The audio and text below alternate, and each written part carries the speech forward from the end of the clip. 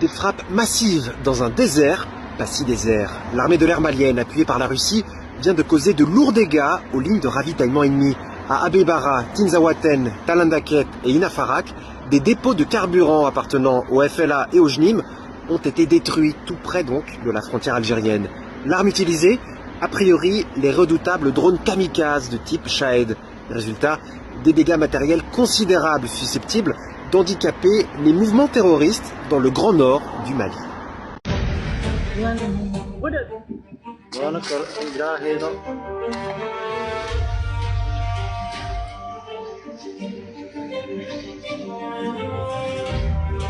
Les mêmes terreaux qui disaient que le Mali devait se réconcilier avec l'Algérie et éviter de se créer des ennemis, disent maintenant que le Mali fait honte parce que la brouille diplomatique est terminée. Bon, aujourd'hui, l'armée de l'air malienne a effectué des frappes aériennes massives contre des dépôts de carburant utilisés par les groupes terreau FLH-NIM dans le nord du Mali, à la frontière algérienne.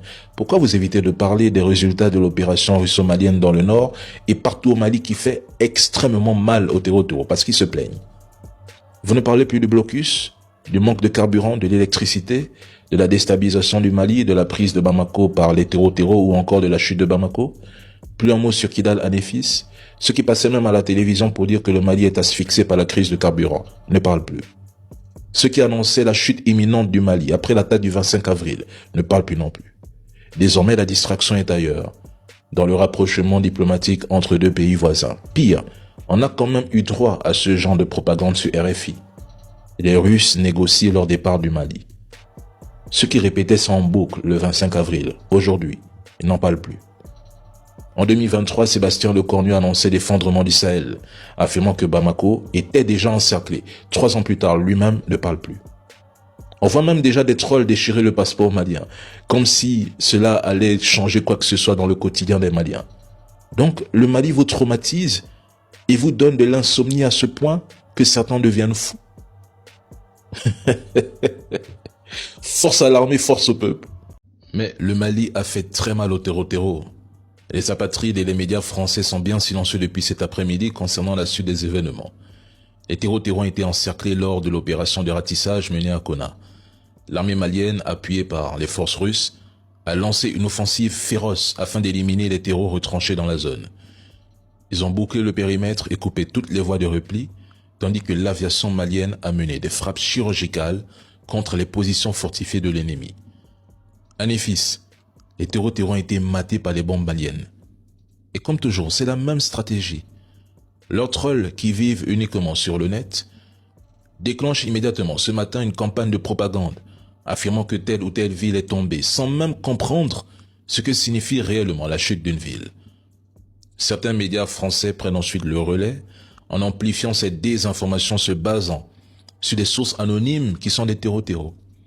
Puis lorsque les Famas et les Russes déclenchent le feu du ciel, les terreaux sont éliminés par dizaines ou prennent la fuite pour sauver leur vie. Pourtant, le nombre de terreaux neutralisés n'est jamais relayé par ces mêmes médias français, qui ne mettent presque jamais en avant les succès militaires des armées de l'AES, et ça ne choque plus personne. Mais restez vigilants, chers Maliens. Ils ne comptent pas s'arrêter là, mais ils seront servis par les forces armées maliennes. Ça, c'est une certitude.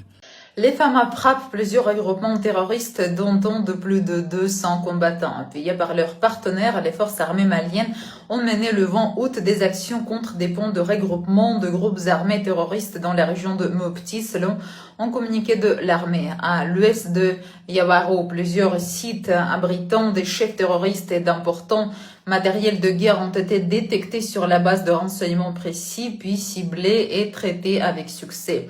Dans le secteur de Dandougou, aux environs de Diola, un autre regroupement estimé à au moins 200 terroristes, comprenant également des chefs et disposant de matériel de guerre ainsi que de moyens logistiques, a été localisé et frappé. Les premières observations indiquent la destruction de plusieurs équipements selon les FAMA. L'AES, posons-leur ces questions.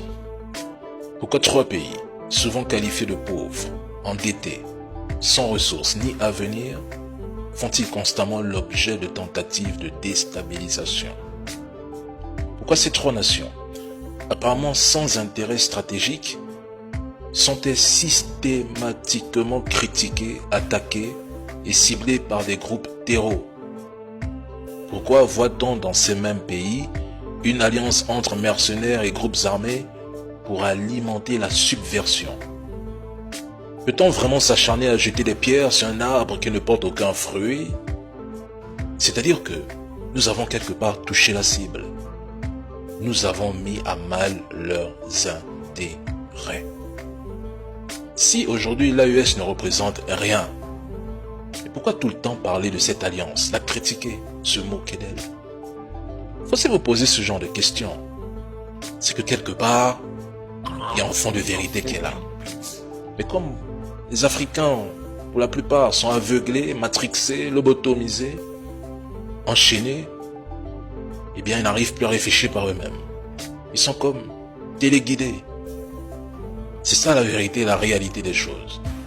Redoublons de vigilance, faisons attention. Ce combat est noble et nous allons y arriver. Bonne soirée. Quand c'est bon, c'est bon. Les sous-préfets de la France ont pris balle perdue dans la main de son Excellence, le président Bazoum Bazier. Mes frères et sœurs, je vous invite à suivre cette vidéo attentivement jusqu'à la fin et la partager au maximum. Tout ce qui est crou, ce sera décrou. Top, c'est parti. Les chefs d'État qui ont dit d'attaquer le Niger, ou le Burkina, ou le Mali, au sein de la CEDEAO, est-ce qu'ils sont des Africains? Oui, ils sont des Africains de peau. Mais le cerveau est devenu comment? Voilà pourquoi aussi je vous ai dit, un homme là, il s'éduque, il se forme. Il faut féliciter le général ici, le général au Mali et le camarade capitaine Ibrahim. Vous savez pourquoi? Vous avez vu des gens qui ont dit qu'ils sont panafricanistes, non? Il est président, il voyage, il va à l'Élysée. Quand il revient là, le lendemain, la bouche est fermée. Ah, vous savez ce qui s'est passé là-bas? Ah, donc pour aller à Paris, aller rencontrer ces individus, il faut aussi bien te préparer en lien avec tes ancêtres. Parce qu'ils sont assis là-bas, ce qu'ils t'attendent pour faire là, c'est pas bon. Tu vas aller, on va te donner des Nescafé bizarres, des thés bizarres, tu vas boire, on prépare une chambre, on envoie des femmes te caresser, ils filment, ils posent, et puis après on te présente. Toi, tu peux parler encore? Tu ne peux pas parler. Voilà. Parce que si tu dis tu parles là, on prend, on te montre, voilà. Tu es obligé de la fermer. Ça, c'est un. Deuxièmement, taper sur la toile là, il y a ce qu'on appelle la maison africaine. La chambre africaine. La chambre dans laquelle on nomme les chefs d'État africains. Tous les démocrates là, ils sont tous passés là-bas. Avec à la tête celui qu'on appelle Jacques Faucard. Celui qui étudie, il prend ton nom, il note et puis il transmet. On fait une mascarade d'élection, mais c'est toi qui seras retenu comme président. Dans cette chambre-là, vous savez ce qu'on a enterré là-bas? Donc ce n'est pas de l'amusement. Donc je m'arrête là pour ne pas monopoliser la parole. Vos chefs d'État, nos chefs d'État, ce qu'ils arrivent à faire dans ce laps de temps, ils sont en train de sacrifier leur vie pour qu'on puisse avancer. Ne comparez pas l'avancement d'un pays, tout ce qui a été investi là, et comparativement, en 3 ans, vous voulez comparer ça à 50 ans. Voilà au Burkina, c'est le mois passé, depuis les indépendances, 50 ans après, c'est le mois passé qu'on a pu faire la première transplantation rénale. Ça veut dire changer le rein de quelqu'un dans un hôpital à Ouagadougou. Le mois passé. Yo la famille Col Dramani Sahélien, en espérant que vous allez bien. Donc nous sommes le 18 août 2026.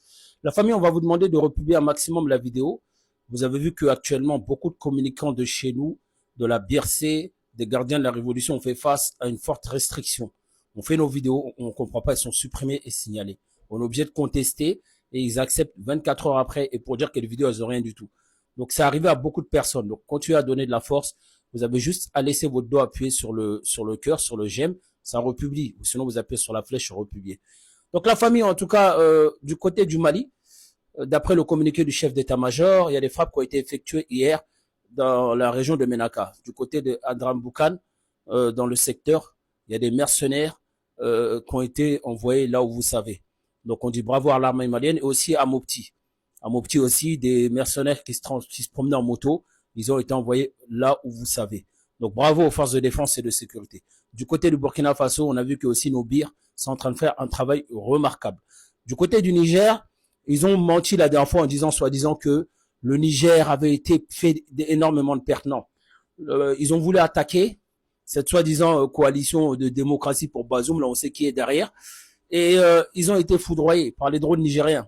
Donc, au final, énormément de ces gens-là ont été envoyés là où il faut. Donc, bravo aussi du côté du Niger. On a vu que Baba Chani aussi, il est en train d'investir dans une raffinerie qui va servir la Confédération des États du Sahel avec plus de 100 000 barils par jour. Franchement, bravo. Et puis, on continue à avancer. Donc, la famille, on doit rester concentré, parce qu'on a vu aussi ce qu'on disait, toutes ces organisations, soi-disant des droits de l'homme, qui faisaient des rapports continus. On sait où elles sont situées, on sait à qui elles appartiennent, on sait qui envoie les rapports. Bizarrement, des parlementaires américains se lèvent pour sanctionner les dirigeants du Sahel, soi-disant que nos armées, elles commettent ceci, elles font cela. Le capitaine Ibrahim Traoré a parlé d'une chose, c'est l'hiver noir. Ils vont jamais accepter ce qu'on est en train de faire, c'est-à-dire se refonder, être en révolution, chercher à devenir nous-mêmes, que nos richesses nous profitent, qu'on fait face aux multinationales, qu'on refuse maintenant, que si tu fais une bêtise, tu vas sanctionner. Ils n'accepteront pas, parce que il y a trop de lâches en Afrique. Le problème, la vraie réalité, c'est ça, il y a trop de lâches. Si tous les dirigeants étaient partis dans le même sens, ils n'auront pu rien du tout faire. Mais comme il y a 2, 3, 4, 5, 6 courageux qui le font, donc ils vont tenter en tout cas de venir arrêter cela. Mais ça ne s'arrêtera pas. Là, on est parti. Le monde est en train de muter. Tout le monde a vu maintenant qu'il y en a beaucoup de puissances. Ce sont des puissances de façade. C'est des films Hollywood. Et là où on est aujourd'hui, la jeunesse, elle est prête. Donc, il faut qu'on se prépare à une guerre de très haute intensité sur tous les plans. Que ce soit la guerre communicationnelle, la guerre économique, la guerre sur le terrain, il faut qu'on se prépare. Parce que même ce qu'on regarde aujourd'hui, le terreau, comme on l'a dit, ce sont leurs armées non conventionnelles. Tout le monde le sait aujourd'hui. C'est qui est derrière. Hein, c'est du terreau d'État, comme l'a dit le général d'armée Assimi Goïta. C'est des États qui sont derrière. C'est des États qui financent, c'est des États qui arment, c'est des États qui donnent les images satellites, c'est des États qui renseignent. Et des fois même, ils sont sur le terrain. Beaucoup sont sur le terrain. Donc, il faut qu'on comprenne la guerre à laquelle on fait face. Et il y a des esclaves de salon chez nous aussi. C'est tout à fait normal. Des apatrides, des gens à qui on paye. On les paye pour détruire leur nation. On les paye pour détruire leur... Mais ça a toujours existé. Ceux qui pensent que tous les Maliens pourraient être dans la révolution, tous les Burkinabés, tous les Nigériens, c'est totalement faux. Il y a toujours des traites. Il y a toujours des traites, il y a toujours des lâches, il y a toujours des gens qui sont pas capables de prendre le chemin de la révolution. Et c'est tout à fait normal.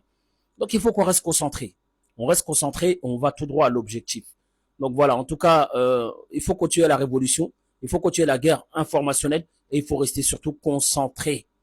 Il faut pas se faire distraire. Même au Mali, vous avez vu après les attaques du 25, Bamako va tomber, le régime va tomber, ils ont tout abandonné. Ils savent que les terreaux, ils ont été largement affaiblis. Mais ils vont tenter de faire des attaques pour essayer de faire du bruit et après ils vont disparaître.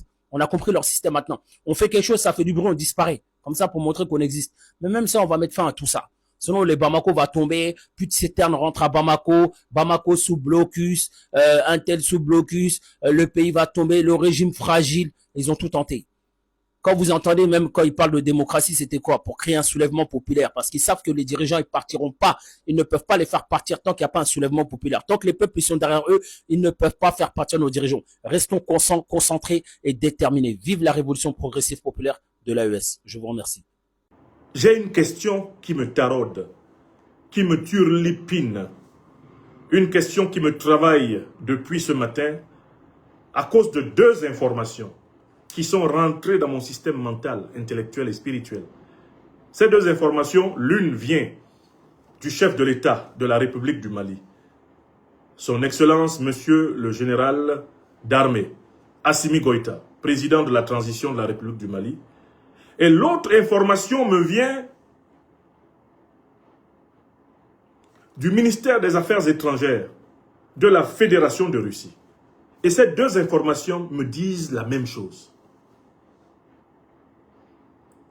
Au sortir de la célébration de la prière solennelle de l'Aïd aujourd'hui,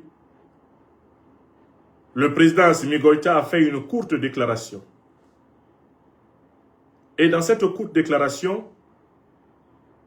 il a énoncé la nature de l'agression que subit le Mali, le Sahel et l'Afrique en ce 21e siècle. J'ai été frappé par le nombre de références au terrorisme que le président Assimi Goïta, chef de l'État du Mali, a utilisé. Il a parlé du terrorisme politique, du terrorisme diplomatique, du terrorisme médiatique, du terrorisme économique, du terrorisme international. Et il a expliqué que tout ce terrorisme n'a qu'un seul objectif, dépouiller l'Afrique de ses ressources naturelles stratégiques. En 2 minutes, le président Assimi Goïta a résumé à tout Africain et à tout Africain sincère la situation de l'Afrique dans le monde. L'autre élément qui m'amène à vous parler ce soir nous a été délivré par le ministère des Affaires étrangères de la Fédération de Russie. À travers, d'abord, le ministre des Affaires étrangères de la Fédération de Russie, l'inénarrable Sergueï Sergueïevitch Lavrov. Et la directrice centrale du ministère des Affaires étrangères, Madame Maria Zakharova. Ces deux hauts responsables de la diplomatie russe nous disent que selon les informations à leur disposition, le continent africain assiste actuellement à un afflux de terroristes internationaux venus d'Amérique, d'Europe et du Moyen-Orient vers le territoire africain. La Fédération de Russie alerte la communauté mondiale que la concentration de terroristes déversés ces derniers mois sur l'Afrique est anormalement élevée et que cela est le signe que quelque chose de grave se prépare. Voilà pourquoi je me permets de rappeler deux choses que nous ont dites deux autres chefs d'État éclairants de ce temps. D'une part, le président de la République du Niger, le général d'armée Abdourahmane Tiani, et d'autre part, le président du Faso, le capitaine Ibrahim Traoré. Le général d'armée Abdourahmane Tiani, président de la République du Niger, n'a eu de cesse de nous prévenir que les puissances de l'OTAN, les puissances de l'Union européenne et leurs alliés du Moyen-Orient veulent à tout prix redécouper le continent africain en une multitude de califats sur le modèle de l'Afghanistan. Le président Abdourahmane Tiani a été d'une précision de métronome, en décrivant d'ailleurs, pour ce qui concerne le Mali par exemple, les 3 ou 4 califats qui ont été prévus à Washington, à Bruxelles et à Paris. Sous couvert de vouloir imposer une nouvelle version de l'islam aux Africains, en réalité, c'est l'impérialisme occidental, c'est-à-dire américain, européen et moyen-oriental qui avance. Nos propres travaux scientifiques qui ont été condensés dans l'ouvrage de référence « L'impérial terrorisme » vous ont mis à l'abri du doute sur ce sujet. Partagez massivement cette émission. Ils font tout pour m'empêcher de continuer à vous parler sur YouTube, sur Facebook et sur TikTok. J'en profite d'ailleurs pour saluer notre sœur bien-aimée combattante panafricaine, Nathalie Yamb, qui vient de voir son compte TikTok interdit dans la totalité des pays européens. Précisément parce que le festival des vérités crues qu'elle déverse pour éveiller et libérer les consciences populaires européennes ne plaît pas aux voyous, aux grands criminels qui aujourd'hui dirigent l'oligarchie occidentale. Force et courage à toi, chère camarade Nathalie Yamb. Ils ne pourront pas éteindre la lumière. Ils ne pourront pas mettre un terme à ce temps du Verseau. Ils ne pourront pas empêcher le Tembninien de nos ancêtres Bassa Bantou. Tenons bon et face à l'adversité, redoublons de génie, de résilience et rebondissons par tous les moyens possibles afin que la lumière partout jaillisse. Je reviens à mon propos. Le président Abdourahmane Tiani a expliqué en long et en large les plans de l'OTAN, les plans de l'Union européenne et les plans de la junte néocolonialiste et terroriste française de Macron. contre la sous-région d'Afrique subsaharienne. Il y a un homme qui, quant à lui, a utilisé une métaphore qui sera à jamais gravée dans nos mémoires pour décrire ce qui se prépare. C'est le président du Faso, son Excellence, le capitaine Ibrahim Traoré. Il a dit que nous allions entrer dans l'hiver noir. Qu'est-ce que c'est que l'hiver noir? C'est une immense attaque coordonnée par les grandes puissances occidentales et moyen-orientales avec leurs sous-fifres, leurs valets, leurs nègres de maison locaux pour tenter de resoumettre l'Afrique à l'ordre hégémonique occidental et moyen-oriental, comme cela a été le cas ces 600 dernières années. Les faits dont je suis en train de vous parler sont très graves. La Fédération de Russie a documenté statistiquement une augmentation de plus de 200% du nombre de personnes, donc de mercenaires, financés, armés, médiatisés, organisés, structurés, encadrés par des instructeurs occidentaux, européens, français, ukrainiens, pour combattre l'Afrique.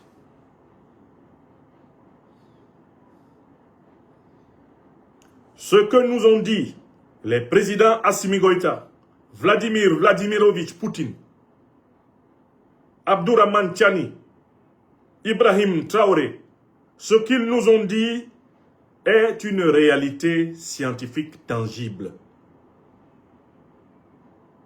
La preuve, la dernière grande attaque massive menée par les terroristes contre un pays africain s'est déroulée ici au Mali, et c'est la première fois dans toute l'histoire de l'Afrique au XXIe siècle que les terroristes attaquent avec une armée de 12 000 personnes. Aucun pays africain, depuis que le phénomène terroriste a commencé, notamment après le saccage de la Libye du guide Muammar el-Kadhafi en 2011, aucun pays africain n'a été attaqué après l'assassinat de Kadhafi. Aucun pays africain n'a été attaqué simultanément par une armée de 12 000 hommes d'origine internationale. Il est important que vous sachiez que ceux qui ont attaqué le Mali ne sont qu'à moins de 20% des citoyens maliens. La horde qui a attaqué le Mali le 25 avril était composée au maximum de 20% de Maliens. C'est une armée internationale terroriste qui a attaqué le Mali. Et c'est l'une des raisons qui explique la complexité, la coordination et la puissance de l'attaque. Les hommes qui ont porté le fer contre l'armée malienne venaient de toute la bande sahélienne. Ils venaient d'Amérique, ils venaient d'Europe, de France, ils venaient d'Ukraine, c'est-à-dire d'Europe de l'Est. Ils venaient du Moyen-Orient, c'est-à-dire des monarchies pétrolières alliées des États-Unis dans le Golfe. C'est une véritable internationale terroriste qui a attaqué le Mali. Et c'est cette internationale terroriste qui veut attaquer massivement tout le continent africain. C'est cela que le président Ibrahim Traoré a appelé l'hiver noir. Moi, j'étais là quand il utilisait pour la première fois cette métaphore. J'étais même à Ouagadougou quand il utilisait pour la première fois cette métaphore. Les gens prenaient cela pour une boutade, pour une charade. Les gens prenaient cela pour une petite bravade ou une manière de jouer à l'énigmatique. Alors que le président du Faso était en train de nous donner le mot de passe. Aujourd'hui, l'information est scientifiquement établie. L'Afrique est bel et bien l'objet d'un projet coordonné, mûri de recolonisation.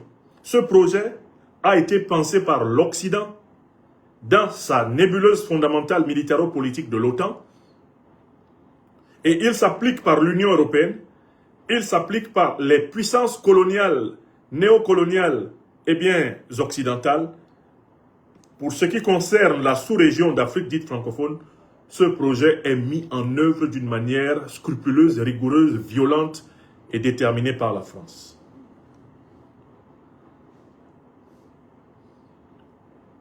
Est-ce que vous mesurez la gravité du moment que nous sommes en train de vivre? Est-ce que vous vous rendez compte de ce dans quoi nous sommes? Nos parents et nos grands-parents, voire nos arrière-grands-parents ont connu la colonisation. Ils nous l'ont raconté. Nous qui sommes nés dans les années 70, nous n'avons pas connu la colonisation. Nous l'avons reçue par les témoignages de nos parents. Nous l'avons aussi reçue sous forme de traumatisme. Car en fait, les traumatismes vécus par les générations précédentes se transmettent dans la psychologie des générations suivantes. C'est un fait scientifique établi. Mais là, ce à quoi nous assistons, c'est que ce qu'on a fait il y a 600 ans à nos ancêtres, les capturer et les amener comme des marchandises en Europe et en Amérique, ce qu'on a fait à nos ancêtres il y a 300 ans, venir sur notre continent natal, soumettre des hommes à l'esclavage, les mettre au travail pour enrichir l'Amérique et enrichir l'Europe et le Moyen-Orient, on veut absolument nous imposer le même schéma au XXIe siècle. Nous qui sommes vivants sur la terre des hommes au XXIe siècle et qui sommes africains, nous sommes littéralement braqués par l'Amérique. Nous sommes braqués par l'Europe. Nous sommes braqués par la France qui nous disent « Vous nous donnez vos matières premières à nos conditions où nous vous faisons la peau. » Nous sommes braqués par le Moyen-Orient, braqués par l'Europe, braqués par la France, braqués par l'Amérique qui nous disent « Vous nous donnez vos matières premières aux conditions que nous voulons où nous vous faisons la peau. » C'est ça le langage. D'ailleurs, Donald Trump a utilisé ce langage de manière très intéressante contre le sultanat d'Oman.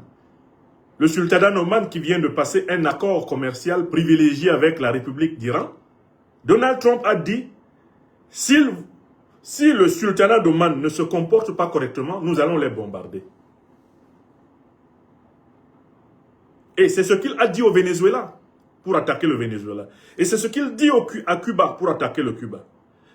Et c'est pour cela qu'il attaque l'Iran. C'est pour cela qu'ils ont attaqué l'Irak. C'est pour ça qu'ils ont attaqué l'Afghanistan. C'est pour ça qu'ils ont attaqué la Serbie. C'est pour ça qu'ils attaquent la Russie. Si vous ne nous donnez pas vos richesses, nous allons vous faire la guerre. Voilà 5 sources étatiques qui nous donnent la même information. L'Afrique est une cible privilégiée du terrorisme international occidental et moyen-oriental. Et ce n'est pas simplement une cible au sens générique du terme, c'est une cible effective, car l'Occident et le Moyen-Orient sont en train d'augmenter les effectifs militaires, les effectifs terroristes pour nous attaquer.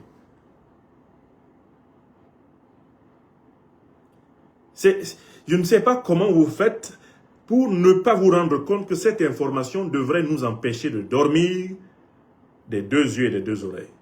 Qui que nous soyons en tant qu'Africains dans le monde. On veut nous faire en 2026 ce qu'on a fait à nos parents pendant tout le XXe siècle.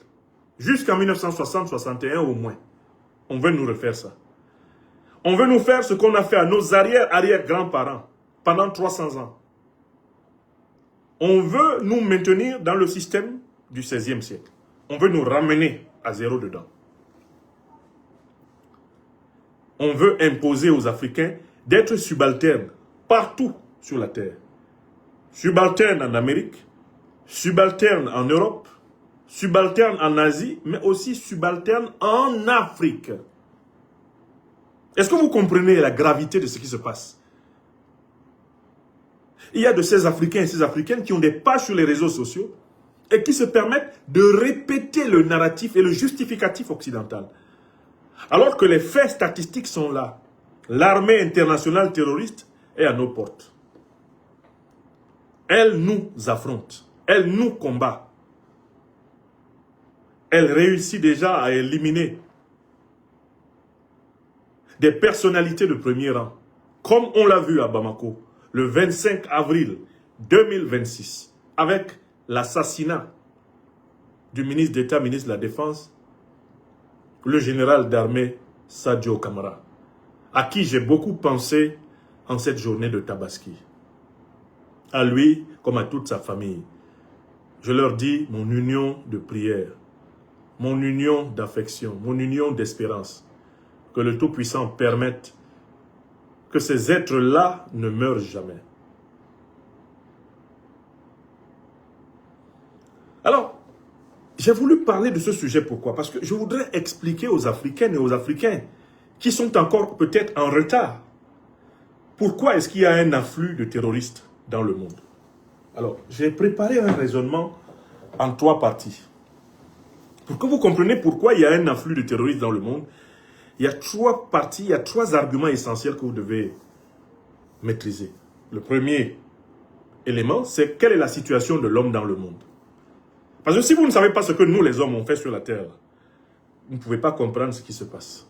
Quelle est la situation de l'homme dans le monde? Toute personne parmi nous qui n'a jamais réfléchi à cette question et qui n'a pas une réponse claire sur la situation de l'homme dans le monde. Qu'est-ce que l'homme fait sur la terre? Qu'est-ce que nous, les humains, nous faisons sur la terre? Si vous n'avez pas une réponse claire à cette question, vous ne pouvez rien comprendre en géopolitique, en géostratégie et en rien d'ailleurs.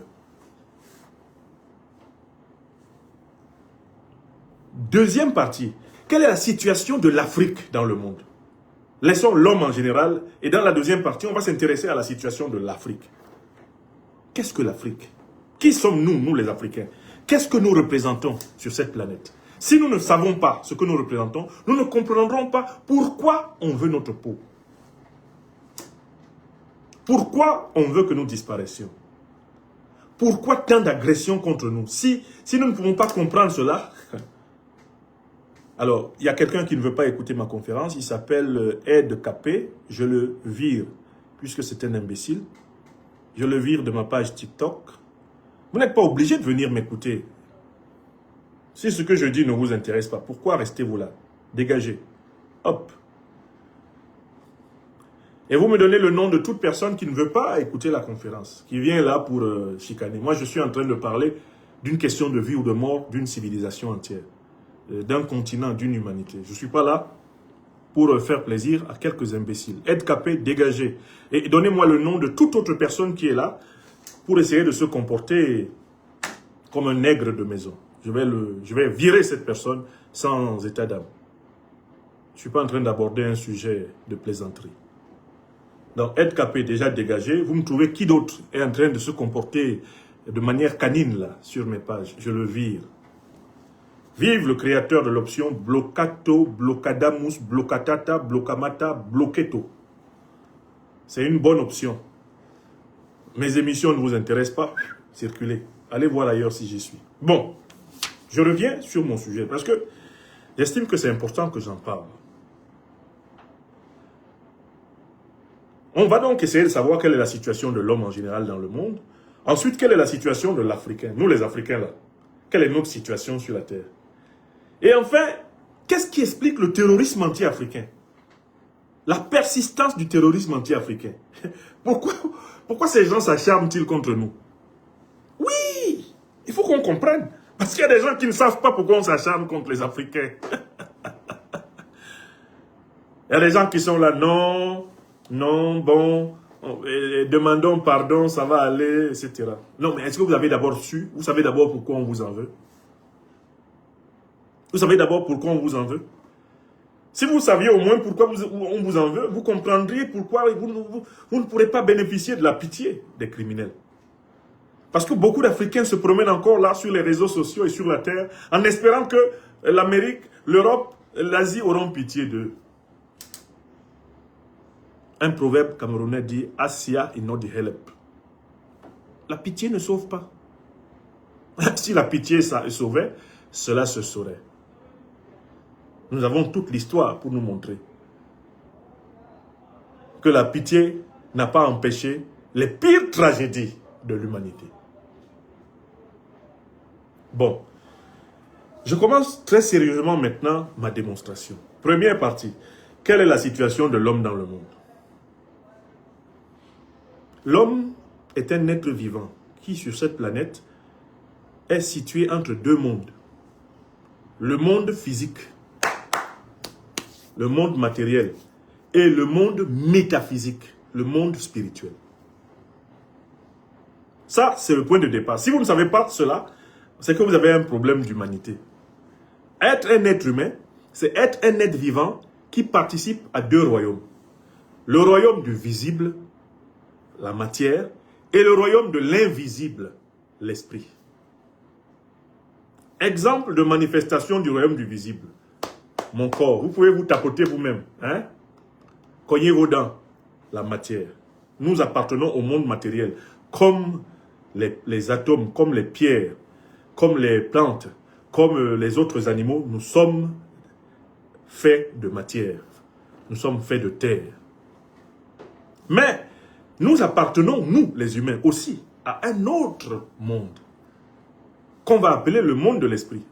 C'est pour ça, par exemple, que nous faisons des rêves. Je peux rêver que je me promène à New York. Je peux rêver que je suis en train de chevaucher sur le dos d'un phacochère. Je peux rêver que quelqu'un me poursuit, je ne sais pas, avec une guitare. Ces faits de rêve dont je viens de vous parler ne se déroulent pas sur le plan physique. La preuve, quand vous vous réveillez, vous ne voyez pas les événements que vous avez vus en rêve. Donc le rêve est la preuve que l'homme participe à un autre monde, qu'on appelle donc le monde mental, le monde de l'esprit. C'est pas compliqué. Si quelqu'un vous dit, est-ce que l'esprit existe? Demandez-lui, est-ce que vous rêvez? S'il dit oui, vous dites voilà. Si vous rêvez, c'est que l'esprit existe. L'esprit, c'est le monde du rêve. Or, nous les humains, les actes que nous posons là, ils sont déterminés par l'un ou l'autre de ces deux mondes. Par exemple, quand nous nous levons pour aller faire pipi, c'est le monde de la matière qui nous dit, si tu t'en vas pas faire pipi là, tu vas te mouiller, hein, c'est ton problème. Hein? Donc la matière nous parle. Quand nous avons par exemple faim, notre corps nous exige de lui donner à manger. N'est-ce pas? Mais nous avons aussi d'autres désirs. Par exemple, le désir d'aimer. Par exemple, le désir d'apprendre. Par exemple, le désir de partager, le désir de comprendre, qui ne sont pas des désirs strictement biologiques ou physiques. On va les appeler des désirs métaphysiques. Donc l'homme, il appartient à ces deux mondes. Je parle toujours de l'homme. Hein. On reste au niveau de l'homme. Je vous fais une petite métaphysique en résumé de l'homme. Maintenant, face à cette double appartenance, le monde de la matière, qu'on peut appeler le monde de la terre, et le monde de l'esprit, qu'on peut appeler le monde du ciel, chaque homme, à chaque instant, prend une décision. Parce qu'en chaque homme, la nature, N majuscule, ou si vous voulez Dieu, a placé un pouvoir qui s'appelle le libre arbitre. C'est un pouvoir limité, mais c'est quand même un pouvoir de choix. C'est le pouvoir d'orienter ses désirs. Je peux décider de ne pas manger. C'est ce que je fais par exemple quand je jeûne. Parce que je veux me consacrer à prier mon Seigneur. Vous voyez, je peux orienter mon désir vers le haut. Dans les mois de jeûne, dans les périodes de jeûne par exemple, que ce soit chez les chrétiens, eh bien les traditionnalistes africains ou chez les musulmans, on oriente ses désirs vers le haut. On suspend le dictat des désirs de la matière, on leur impose la supériorité, la suprématie des désirs du haut. Ok. Mais chaque être humain peut à tout moment décider d'obéir à ce qui est en haut ou d'obéir à ce qui est en bas. Quand un être humain obéit essentiellement à ce qui est en bas, on dit que c'est un homme charnel. C'est un homme charnel. On dit que c'est un homme vulgaire, que c'est un homme grossier. Quelqu'un qui est constamment sous la direction de ses testicules et de son estomac. On dit que c'est un homme charnel, c'est un homme inversé. Quelqu'un qui considère que l'argent est plus important que les gens. Quelqu'un qui considère que l'argent est plus important que les gens. C'est pareil.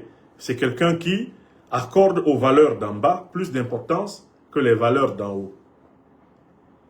Donc en fait, il y a deux sortes d'hommes globalement. Et puis, la plupart d'entre nous, nous sommes entre les deux.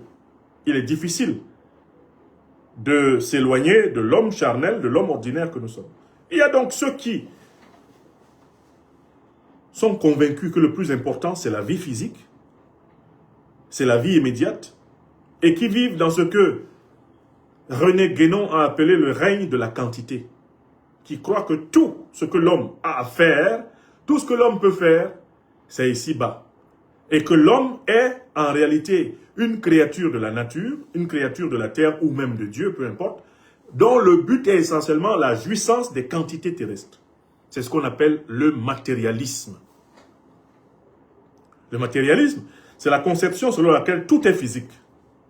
Toute notre vie, elle commence dans le monde physique et elle finit dans le monde physique. Il y a donc des hommes qui ne vivent que pour satisfaire leur sexe, satisfaire leur ventre, satisfaire, leur désir d'accumulation. Ils ne vivent que pour agrandir la possession des choses physiques. Ça, c'est la première catégorie d'hommes. Et c'est la plus nombreuse. C'est la plus répandue sur la terre. Il y a une deuxième catégorie d'hommes. Ce sont ceux qui se souviennent que tout ce qui existe a probablement été créé, même certainement été créé. Que tout ce qui existe est l'expression d'une intelligence qui nous dépasse. Que nous-mêmes, nous sommes des créatures. Et que, bien que nous soyons dans le monde physique, il y a une autre dimension dont nous sommes faits. Celle qui nous est signalée par le rêve. Celle qui nous est signalée par la pensée. Celle qui nous est signalée par d'autres désirs que les désirs charnels. Alors, cette autre humanité est convaincue qu'il existe un monde métaphysique. On peut parler de l'humanité spiritualiste. Celle qui considère que le monde à partir duquel tout ce qui existe a été créé est plus important que toutes les créatures que nous voyons. Bref, cette humanité rassemble donc les croyants, elle rassemble les mystiques, elle rassemble tous ceux qui sont convaincus de l'existence de la transcendance. C'est l'humanité globalement spiritualiste. Voilà les deux sortes d'hommes qui marchent sur la terre. Les matérialistes, ceux qui disent que tout est ici en bas. Les spiritualistes, ceux qui disent que ce qui est ici en bas n'est rien, le plus important est ce qui est au-delà. Et qu'il faut vivre en se souvenant que tout ce qui existe vient de l'au-delà et y retourne. Et puis maintenant, il y a une troisième catégorie d'hommes qui sont à cheval entre les deux. Et d'ailleurs, c'est le cas, je pense, de l'écrasante majorité aussi des hommes. C'est vraiment un groupe énorme d'hommes qui hésitent entre le dictat de la matière et l'appel de l'esprit. Voilà la situation de l'homme dans le monde. Dans l'absolu, il y a trois sortes d'hommes. Des hommes enfermés dans la matière et donc qui sont sans doute en train de vivre pour la dernière fois leur vie. Et ils font tout. Et ils ne s'imposent aucune limite dans ce qu'ils ont à faire parce qu'ils savent qu'ils ne vivront que cette fois-ci pour toujours. Ces hommes sont terribles. Ils sont capables de tout. Ils sont capables de tuer, ils sont capables de voler, ils sont capables de mentir. Ils peuvent faire tout et n'importe quoi. Ils partent du principe qu'ils n'auront pas d'autre vie. Qu'il n'y a pas d'autre vie. Que tout se passe ici. S'ils vous ont tué, ils sont contents parce que ça leur permet de prendre votre voiture, de prendre votre argent. S'ils vous ont piqué votre place, votre poste, etc., ils sont contents parce qu'ils estiment qu'ils ont atteint leur but. On va les appeler les hommes charnels. Les hommes qui réussissent à s'arracher au dictat de la matière, on les appelle les hommes spirituels. Et les hommes qui sont au milieu et qui se battent entre la chair et l'esprit, on les appelle les hommes mentaux. C'est les trois catégories. L'homme charnel, c'est le matérialiste. Pour lui, tout ce qui est important a lieu ici-bas. Il n'y a rien qui vaut plus que ça. Son problème, c'est d'avoir, si ce sont les femmes, beaucoup de femmes, si ce sont les hommes, beaucoup d'hommes, si c'est l'argent, beaucoup d'argent, les maisons, beaucoup de maisons, si c'est du pouvoir, beaucoup de pouvoir, si c'est de la gloire, beaucoup de gloire, lui, il est dans la quantité. Point. Et il faut toujours diagnostiquer les hommes qu'on rencontre, les personnes qu'on rencontre, savoir à quel monde elles appartiennent. Quand vous avez face à vous quelqu'un qui appartient essentiellement au monde de la matière, prenez vos dispositions. N'espérez rien de bon de lui. N'espérez rien de bon de lui. Parce que celui qui appartient exclusivement au monde de la matière, c'est-à-dire au monde où tout naturellement c'est le sexe, c'est l'argent et c'est la gloire du pouvoir qui compte, vous ne représentez pour lui qu'une simple quantité. Et si vous ne vous comportez pas en fonction de ses intérêts et qu'il en a les moyens, il vous écrase. Car pour lui, de toutes les façons, il n'y a pas d'autre vie que celle qu'il est en train de vivre. Quand vous rencontrez quelqu'un qui a des valeurs transcendantes, vous vous rendez compte que cette personne n'est pas prête à sacrifier pour le plaisir, pour la gloire ou pour de l'argent, la vérité, la justice ou la solidarité humaine. 3 valeurs fondamentales, par exemple, de la civilisation africaine. Vous savez que vous avez là quelqu'un avec qui vous pouvez cheminer. Ce ne sera pas quelqu'un de parfait, la perfection n'est pas de ce monde. Mais c'est quelqu'un qui est orienté. Quelqu'un qui a une orientation. Quelqu'un qui a un cap. Quelqu'un qui a, en quelque sorte, une destination spirituelle. Quel bonheur sur la terre de rencontrer des gens qui sont orientés. De rencontrer des gens qui ont une structure. De rencontrer des gens qui peuvent se comporter comme El Malik Ndiaye. Vous avez vu El Malik Ndiaye? Je vous ai parlé de lui hier. Président de l'Assemblée nationale. Qu'est-ce qu'on ne lui a pas proposé pour trahir son leader et camarade et compagnon de lutte Ousmane Sonko? El Malik Ndiaye sait qu'il est plus important pour lui d'être loyal envers son leader, envers son camarade, envers son frère, qui sert une juste cause, que d'accepter l'honneur de demeurer président de l'Assemblée nationale avec tout ce qu'on peut lui donner, uniquement pour jouir un temps de la gloire de ce monde. Je vous ai parlé d'El Malik Ndiaye hier, cet exemple qui époustoufle l'Afrique. Cet exemple qui redonne le plaisir de la politique, confiance en la politique. Puisque en politique, il n'y a pas que ces matérialistes, criminels, rampants, reptiliens. Il y a aussi des hommes qui sont orientés. Et puis je vous parle, j'ai dit qu'il y a une 3e catégorie. Certes, il y a d'un côté les matérialistes et par opposition les spiritualistes, mais il y a au milieu les hommes mentaux qui sont au combat, qui sont en lutte entre les deux forces.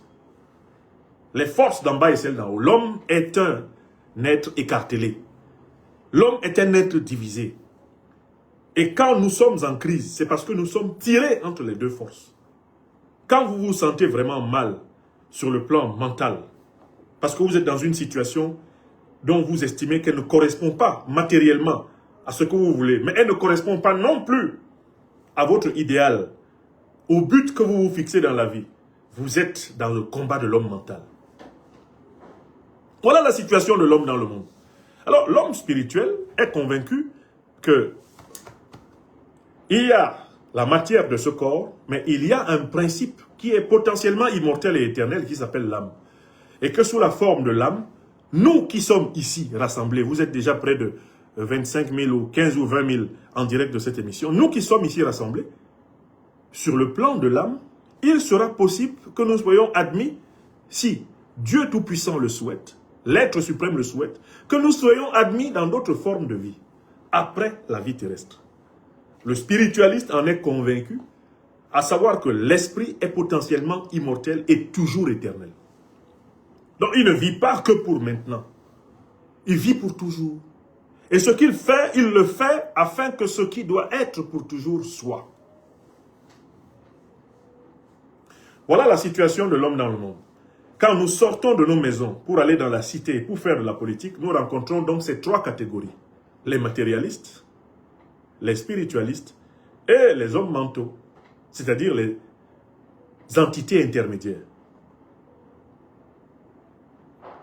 Et quand vous vous mettez à faire de la politique, vous êtes donc obligé de faire de la politique avec la catégorie 1, qui est la plus nombreuse, la plus massive, puisque nous venons tous de la nuit de la matière, où nous avons oublié qu'à l'origine, nous avons été créés par l'esprit.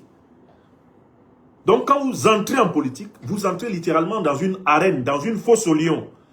Vous entrez dans une troupe de loups, parce que la plupart des êtres humains vit pour le maintenant, vit pour l'immédiat. La plupart des êtres humains est encore enfermé sur le plan matérialiste, sur le plan physique. Vas-y donc faire la politique avec des gens qui sont complètement enfermés et bouclés sur le plan physique.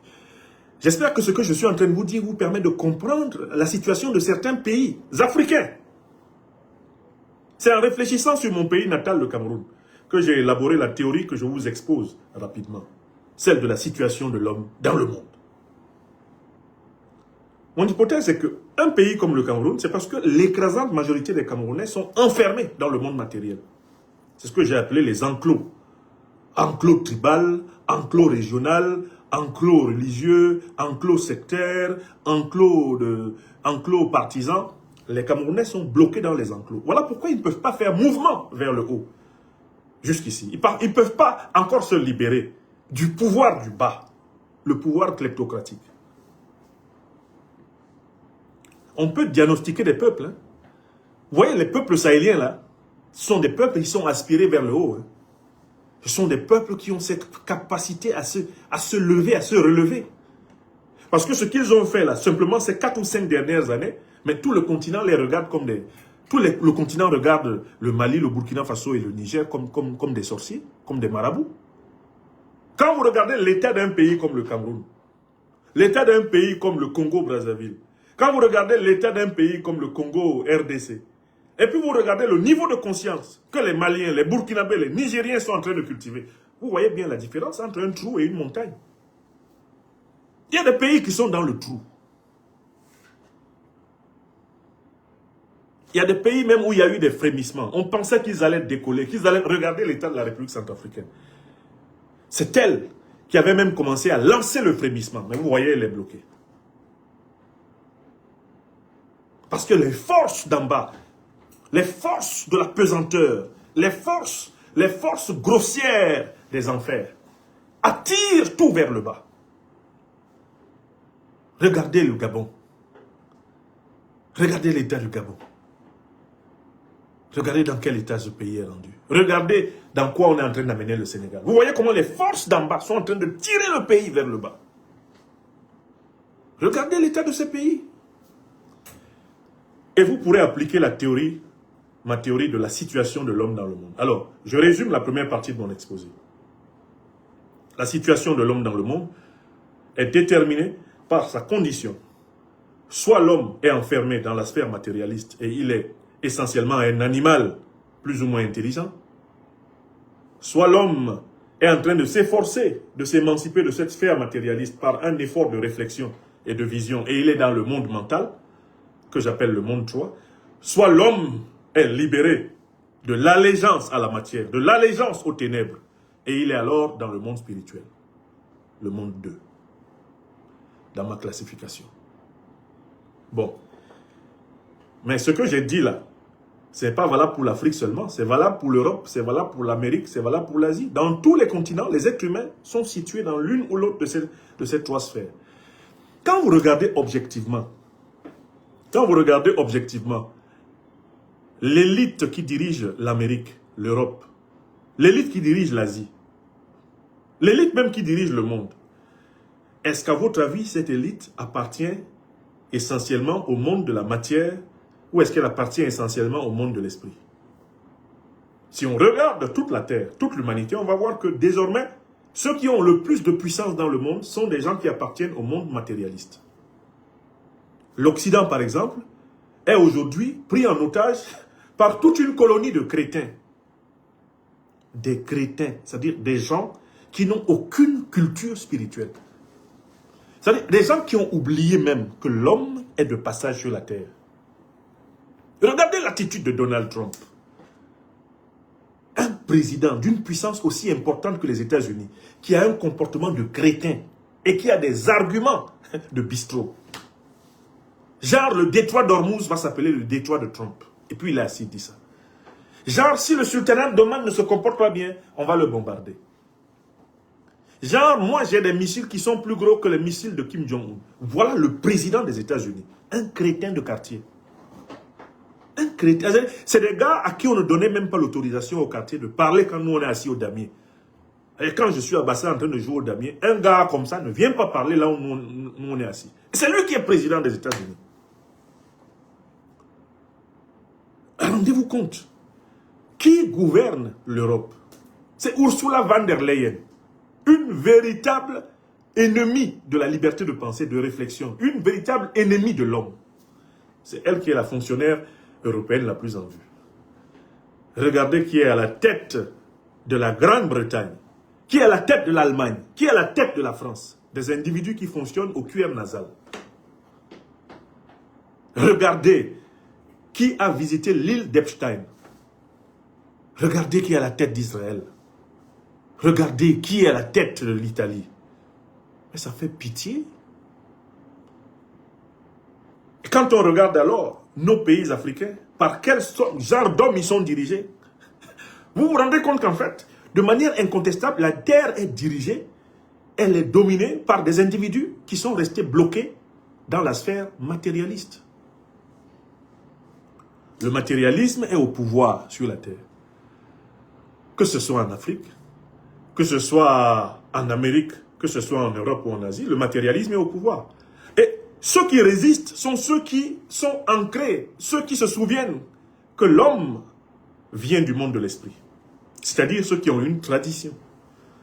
Toutes les nations qui ont tenté de préserver quelque chose comme la tradition, c'est-à-dire la conscience de l'origine et de la destination spirituelle de l'homme, ce sont ces civilisations qui sont en train de résister. C'est le cas de la Russie, c'est le cas de l'Iran. Oui, ils résistent parce qu'ils se souviennent et ils savent que nous ne sommes pas que des êtres de matière. C'est le cas du Mali. C'est le cas du Burkina Faso et du Niger. Ce sont des nations qui n'ont pas perdu leur conscience de leur identité spirituelle. Ce sont ces nations qui sont en train de résister. Toutes les autres sont couchées. Toutes les nations qui ont perdu leur conscience de leur identité spirituelle, de l'origine spirituelle de l'âme humaine, elles sont couchées sur la terre. Si la France se portait spirituellement bien, Emmanuel Macron aurait déjà été chassé du pouvoir à coups de bâton. Si le peuple français se portait spirituellement bien, s'il n'était pas en pleine défaillance, en pleine dépression spirituelle, un type comme Macron n'aurait jamais été, soi-disant, élu président de la République. Et même s'il avait été élu, il aurait été déposé. Dans mon pays natal, le Cameroun, si nous nous portions collectivement bien sur le plan spirituel, Biya n'aurait pas fait 43 ans là. On a, d'une certaine façon, sur la terre, les dirigeants qu'on mérite. Puisque nous nous permettons de permettre que des gens qui n'ont aucune conscience de l'origine et de la destination spirituelle de l'homme nous commandent.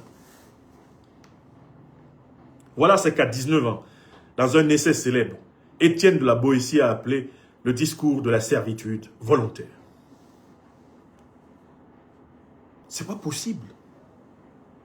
Comment une telle ribambelle de chrétiens peut commander sur la planète? Parce que moi, par exemple, là, citoyen adoptif de France, je me suis assis comme ça un jour, j'ai regardé Sarkozy. Parce que jusqu'à Chirac, jusqu'à Jacques Chirac, je vous avoue que je pensais toujours que les chefs d'État français avaient souvent une certaine dimension quand même. Une espèce de dimension qui venait du fait qu'ils avaient reçu une éducation à la culture spirituelle. Vraiment, franchement, jusqu'à Chirac, je me disais que, alors que Chirac est une superbe crapule, mais il y avait quand même quelque chose dans un président français, quelque chose de présidentiable, quelque chose de présidentiel. Mais depuis l'arrivée de ce type de Sarkozy, de Nagui Bokcha, j'ai vu arriver à la tête de la France des gens que je n'accepterais même pas comme... Si c'est moi qui devais élire un maire dans ma commune, je ne voterai jamais pour des gens comme ça. Même pas pour une mairie. Même pas pour une mairie de 2000 hommes. Je ne voterai pour Sarkozy.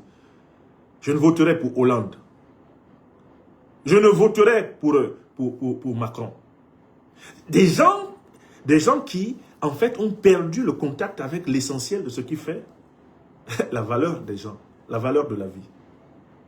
Et observez les pays européens, observez les pays africains, observez les pays américains, les pays asiatiques. Il y a une ribambelle de crétins de cette nature, d'individus pervers, Des gens dont le but de la vie, c'est d'aller sur l'île d'Epstein pour faire des perversités et rentrer contents chez eux. Voilà la sorte d'élite qu'on a sur la terre. D'où je conclus la première partie de mon propos, la situation de l'homme dans le monde. Disons que la situation de l'homme dans le monde est très mauvaise parce que l'humanité est dirigée par des crétins. Ce sont les êtres humains les plus inversés. Ce sont les êtres humains les plus grossiers, les plus pervers qui détiennent le pouvoir. La terre est dirigée par les ténèbres, alors qu'elle devrait être dirigée par la lumière. Ce sont les êtres humains les plus arriérés qui sont parvenus au pouvoir, en Amérique, en Europe, en Afrique et en Asie. Voilà pourquoi la terre est folle. Voilà pourquoi l'humanité est menacée de disparition. Parce que nous sommes dirigés par des fous, des voyous. Nous sommes dirigés par des crétins. Nous sommes dirigés par des monstres et des pervers. Voilà la situation de l'homme dans le monde. Chaque fois que l'humanité s'est retrouvée dirigée par des ennemis de l'esprit, dirigée par des ennemis de la vérité, de la justice et de la solidarité, l'humanité a failli disparaître. Écrivez ça, qu'il en aille au mieux. Et c'est la situation dans laquelle nous sommes. Ils sont tellement fous, les Trump, les Macron, les Merz, les Starmer, les Bibi Netanyahu, qu'ils sont capables de provoquer une catastrophe nucléaire qui fasse disparaître toute l'espèce humaine. Tellement qu'ils sont faibles spirituellement. Ils sont incapables de cette retenue qui caractérise ceux qui ont été correctement éduqués, c'est-à-dire qui ont été spiritualisés. Alors, chacun d'entre nous est mis en demeure de choisir quel homme, quelle femme nous sommes et quel homme, quelle femme nous voulons être. Voulons-nous être, sommes-nous dédiés à la matière? Nous considérons-nous comme des marchandises, comme des choses? C'est la définition, par exemple, que, eh bien, Colbert, ministre du roi Louis XIV, a donné de l'Africain. Est-ce que nous sommes des marchandises? Est-ce que nous voulons être considérés comme des marchandises? Chacun doit décider pour lui-même. L'éducation n'a aucune valeur. L'éducation ne sert à rien si on n'amène pas les enfants, les adolescents, les adultes à se poser cette question et à répondre. Alors, si nous ne voulons pas être considérés comme des choses, si nous ne voulons pas être considérés comme des objets, si nous ne voulons pas être prisonniers du règne de la quantité, alors nous devons défendre les valeurs de l'esprit, c'est-à-dire la vérité, la justice et la solidarité humaine. Nous devons défendre la Mahat. Si notre existence doit avoir une valeur, si notre existence doit avoir un sens, si notre existence doit avoir une orientation, si notre existence peut incarner une espérance d'appartenir à d'autres formes d'existence, après celle-ci, que nous quitterons par la mort, chemin obligatoire de tous les vivants, alors nous devons refuser de nous soumettre au règne de la quantité. Nous devons refuser.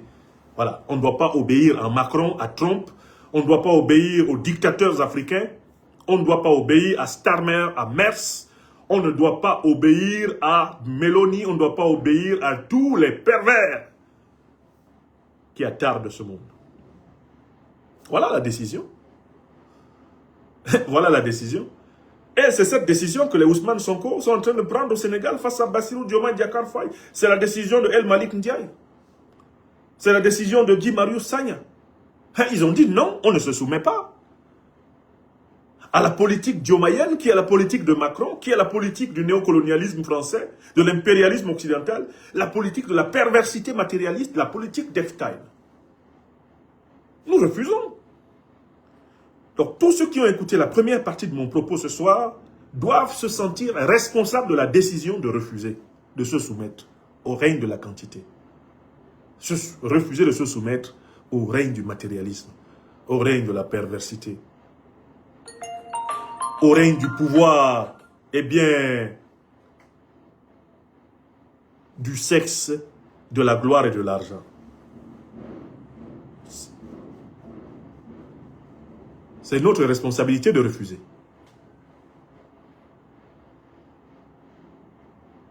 Très bien. Maintenant, deuxième partie. Quelle est la situation de l'Afrique dans le monde? Quelle est la situation de l'Afrique dans le monde? Il faut qu'on réponde à cette question-là. C'est extrêmement important. Permettez-moi Simplement...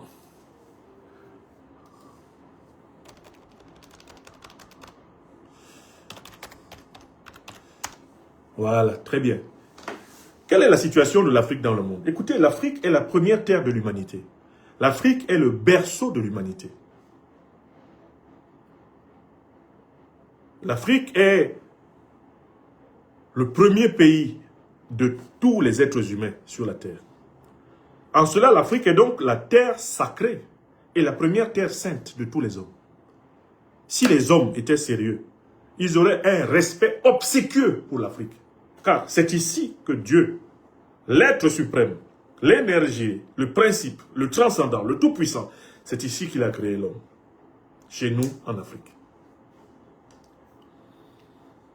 Si l'humanité se portait bien sur le plan spirituel, toute l'humanité considérerait l'Afrique comme sa première terre de pèlerinage. Mais l'humanité ne se porte pas bien spirituellement. Elle a oublié son origine spirituelle. Si l'humanité était consciente de son origine spirituelle, elle serait consciente que le Tout-Puissant a voulu qu'elle naisse en Afrique. L'Afrique, c'est la terre aînée de toutes les terres. Le continent aîné de tous les continents. L'Afrique est la civilisation aînée de toutes les civilisations. Elle est le berceau de toutes les civilisations. Et ce que je dis là, ce n'est pas une revendication narcissique. Je suis en train de vous donner une information scientifique. Toutes les sciences de la nature, toutes les sciences de l'esprit, toutes les sciences humaines s'accordent à établir que l'humanité a été créée sur notre continent. Que toutes les civilisations que vous voyez, que ce soit en Amérique, en Europe ou en Asie, toutes ces civilisations se sont inspirées à l'origine de la civilisation africaine. Bien sûr, la civilisation africaine aujourd'hui n'est pas la même que celle qu'il y avait il y a 6 000, il y a 7 000, il y a 8 000, il y a 10 000 ans. Les civilisations évoluent. Certes, mais quelle que soit l'hypothèse que vous prenez, tout est parti d'Afrique. Le processus qu'on appelle dans la littérature scientifique l'hominisation, ce processus s'est entièrement déroulé en Afrique. C'est-à-dire que sur le sol africain, Dieu a fini de créer l'homme. Il a fini de créer l'homme. L'homme tel qu'on l'appelle dans la science aujourd'hui, c'est Homo sapiens sapiens. Eh bien, Homo sapiens sapiens, il a été formé en Afrique, avant de migrer même sur les autres territoires. Toutes les étapes de la création de l'homme qui se sont déroulées en Afrique, ces étapes-là ont été les préalables pour que l'Amérique, l'Europe, l'Asie et toutes les îles soient peuplées. Comment le continent donc, qui est à la fois le berceau, la première terre, la terre sacrée et sainte de toute l'humanité par excellence, comment ce continent peut-il être le plus piétiné de tous? Je salue ici mon frère, le professeur Robert Ducé-Comlan, ministre togolais des Affaires étrangères, qui mène un plaidoyer très intéressant sur la représentation de l'Afrique sur la carte du monde, en montrant comment la carte Mercator est un mensonge sur l'Afrique. La représentation Mercator donne l'impression que l'Afrique a la même taille, par exemple, que le Groenland. Alors que l'Afrique est un continent plus grand que l'Amérique du Nord, plus grand que l'Europe et l'Asie mêlée. On peut mettre tous les continents dans l'Afrique et il reste encore de la place. Pourtant, dans la représentation, on a presque l'impression que l'Afrique est au moins aussi grande, voire même plus petite que l'Europe ou même que l'Asie. Ce qui est faux. Donc, quelle est la situation de l'Afrique dans le monde? Comme c'est ici, en Afrique, que Dieu a créé l'homme, il a veillé à ce qu'en Afrique, il y ait tout ce dont l'homme a besoin. Toutes les matières premières naturelles dont l'homme a besoin, elles sont ici. Tout ce dont on a besoin pour l'industrie, tout ce dont on a besoin pour améliorer la condition de l'homme dans le monde est disponible à l'état brut sur le sol africain. Ce n'est pas un hasard, c'est là que Dieu fit l'homme. En faisant l'homme, il lui a donné, et bien sûr, un environnement dans lequel il puisse trouver le matériau à partir duquel il puisse se développer. Mais, et c'est un point très important, justement parce que l'Afrique a reçu le legs le plus important de tous les continents, les plus importantes réserves de matières premières stratégiques qu'il puisse avoir sur la terre sont en Afrique. L'Afrique est donc la terre la plus convoitée et la plus jalousée depuis la nuit des temps. Les Occidentaux, les Asiatiques, les Moyen-Orientaux, les Américains ont toujours eu les yeux rivés sur l'Afrique. Car très tôt, on a su que l'homme était venu de là et que les conditions pour la vie humaine la plus réussie, eh bien, étaient rassemblées.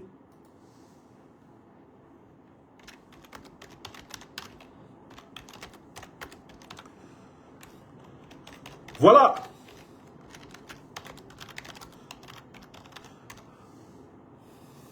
Voilà exactement la situation de l'Afrique.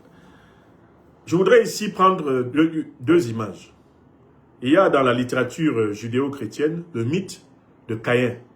Caïn, c'est quelqu'un qui cultivait la terre, alors que son frère Abel, quant à lui, s'occupait des troupeaux, s'occupait des moutons, des chèvres, des vaches, etc. Et Caïn avait beaucoup de mal, vraiment, la terre était très difficile. Elle ne lui donnait pas toujours suffisamment à manger. Et voilà comment il devient jaloux de son frère Abel et il va le tuer. Au point que l'œil de Dieu va poursuivre Caïn en lui demandant « Qu'as-tu fait de ton frère ?» Je résume comme ça le mythe biblique de la haine entre Abel et Caïn. Mais en fait, nous en Afrique, on a un mythe très ancien. C'est le mythe de Osiris et de Seth. Seth, c'est un peu l'équivalent de Caïn. Seth, c'est longtemps avant d'ailleurs le mythe biblique. Seth, c'est l'incarnation du principe de division. Le principe du mal, le principe du crime, le principe de la jalousie. Et Osiris, c'est l'incarnation du principe du sacrifice, c'est l'incarnation du principe du partage, de la joie, le principe d'amour.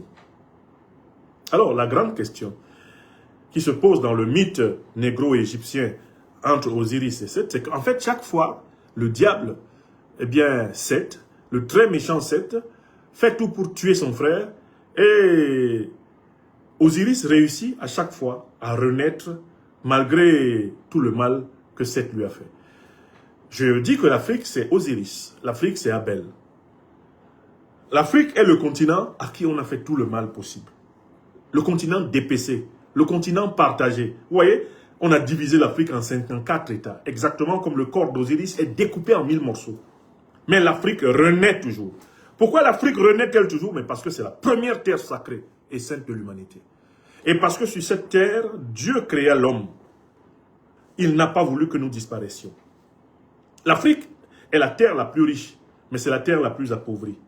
L'Afrique est la terre qui a le plus grand potentiel, mais c'est la terre la plus menacée. C'est ce qui explique que, à cause de cette jalousie européenne, de cette jalousie asiatique, moyenne-orientale et américaine, eh bien, les Africains ont été l'objet systématique de nombreuses agressions. Agression des Africains en Afrique, agression des Africains en Amérique, agression des Africains en Europe, agression des Africains en Asie. Pourquoi en veut-on aux Africains? C'est très simple, parce que les Africains ont reçu de la nature, ils ont reçu de Dieu davantage que n'importe quelle autre civilisation sur cette terre.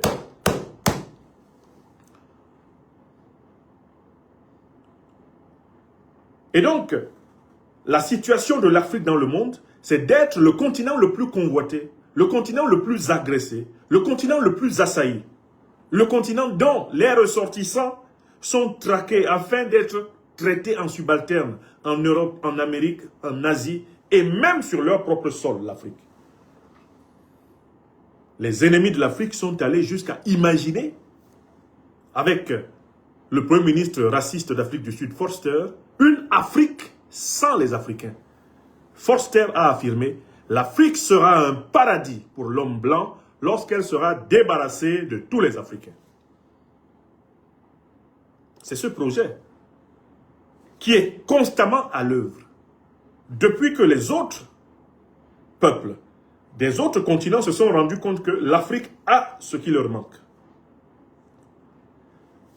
C'est très simple, l'Europe, elle n'a pas d'uranium, elle n'a pas d'or, elle n'a pas de manganèse, elle n'a pas de pétrole, elle n'a pas de gaz, elle n'a pas de coltan, elle n'a pas de lithium, elle n'a pas de café, elle n'a pas de cacao.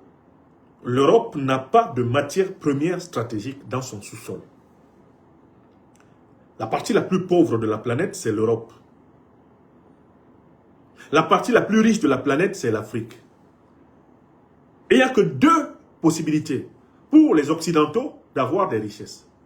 Première possibilité, travailler en bonne intelligence, négocier et commercer en bonne intelligence, en partenariat gagnant-gagnant avec les Africains. Deuxième hypothèse, détruire les Africains et voler leurs richesses. L'Occident choisit la deuxième hypothèse depuis 600 ans. Ils ne veulent pas réfléchir à un mode de coopération qui leur permettrait de vivre quand même, mais en respectant le fait que les richesses des Africains doivent d'abord profiter aux Africains. C'est un véritable problème métaphysique à l'échelle de la Terre. L'Occident se comporte comme si posséder des richesses naturelles est un crime de lèse-majesté. Pour les dirigeants occidentaux, les grands crétins qui dirigent aujourd'hui l'Occident, tout pays de ce monde qui possède des matières premières est en faute par rapport à eux. Donald Trump, Macron, Merz, Ursula von der Leyen, Meloni, Starmer, tout pays de ce monde qui possède des matières premières stratégiques est considéré comme un ennemi de l'Occident. Parce que l'Occident estime que Dieu a été injuste de donner ses richesses à ces pays et non pas à lui. L'Occident a le complexe de Caïn, dont je viens de vous parler. Il veut se venger de ce que Dieu n'a pas bien partagé. Vous savez, même dans la famille, dans la fratrie, quand un enfant estime que le père ou la mère donne plus à tel qu'à lui, ça peut créer des problèmes à celui à qui on donne. Le problème de l'Afrique, paradoxalement, c'est que Dieu lui a trop donné du point de vue de ses autres frères en humanité. On en veut à l'Afrique parce que Dieu lui a trop donné. Regardez la réaction des dirigeants occidentaux quand un pays lointain de leurs frontières décide d'imposer les conditions de commercialisation de ces matières premières. Ils se comportent comme si ce pays était en tort par rapport à eux. C'est-à-dire, par exemple, le Venezuela a son pétrole et Donald Trump se comporte avec le Venezuela comme si le Venezuela devrait lui rendre les comptes. Parce que pourquoi ce pétrole n'appartient-il pas aux États-Unis? Donald Trump découvre que le Niger a de l'uranium. Son problème, c'est pourquoi le Niger ne vient pas me rendre compte? Il ne se rend pas compte que nous, on n'en a pas. Et que par définition, avant même qu'il exploite son uranium, il devrait venir nous voir. Regardez ce qu'il a écrit, Donald Trump, dans les accords qu'il a soi-disant organisés entre le Congo, RDC et le Rwanda. Il dit que les richesses naturelles du Congo seront exploitées sous la supervision des États-Unis et en bonne entente avec les partenaires de la sous-région. Safroulaye. Les États-Unis sont là-bas. Le Congo est là-bas. Les États-Unis viennent exploiter les richesses congolaises. Ils les mettent sous leur supervision. Et ce sont eux qui partagent les richesses congolaises au Rwanda et à l'Ouganda. C'est ce qui est écrit dans les accords. C'est ce que Tshisekedi a signé. Et il y a des Congolais qui l'applaudissent et qui trouvent qu'il est très intelligent. Parce que ça lui permet d'envisager un troisième mandat. Quelle honte! Quelle honte! Ça nous renvoie à la fameuse situation de l'homme dans le monde. Mes chers amis, c'est une conversation à bâton rompu que je vous offre. Est-ce que vous vous rendez compte que pour les crapules qui dirigent l'Occident, tout pays de ce monde qui possède des matières premières, des ressources qu'il ne possède pas, est en faute. Il est en faute parce que ces pays souffrent, ces pays occidentaux, souffrent du complexe de Caïn. Caïn, le jaloux, qui détestait Abel parce que ses moutons marchaient mieux. Le complexe de Seth. Seth, le jaloux, qui déteste Osiris parce que Osiris est le préféré des dieux. Est-ce que vous comprenez dans quoi nous sommes? Je ne comprends pas le degré d'inconscience de certaines Africaines et de certains Africains dans le monde. Surtout ceux d'entre nous qui avons fait des enfants. Est-ce que quelqu'un qui a fait des enfants peut se permettre de faciliter le fait que ses enfants vivent comme des esclaves sur la terre après lui? De participer à un système où ses enfants seront traités comme des marchandises. Est-ce qu'un père aimant, une mère aimante peuvent accepter ce qu'on fait à l'Afrique en étant africain? Non. Si nous aimons nos enfants, et c'est un peu le sens de la chanson qui, je comprends, je m'auto-psychanalyse là un peu aujourd'hui, la chanson qui m'est venue aujourd'hui, la chanson de Chaps, ouvrez vos cœurs pour vos enfants, donnons à nos enfants le meilleur de nous-mêmes, montrons à nos enfants que nous les aimons, Assurons-nous que nos enfants se sentent vraiment aimés. C'est extrêmement important pour que par la suite, sans nous, ils soient capables d'affronter la vie. C'est ce que disait Chaps dans une chanson en Bassa que j'ai reprise aujourd'hui, que j'ai publiée sur mes réseaux sociaux, Facebook et YouTube. Gweha mingem minan. Tina mingem minan une bonne bise. Donnons le fond de notre cœur à nos enfants. Qui peut dire qu'il a donné le fond de son cœur à ses enfants alors qu'il a contribué à faciliter leur vie en esclavage, à les laisser esclaves sur la terre?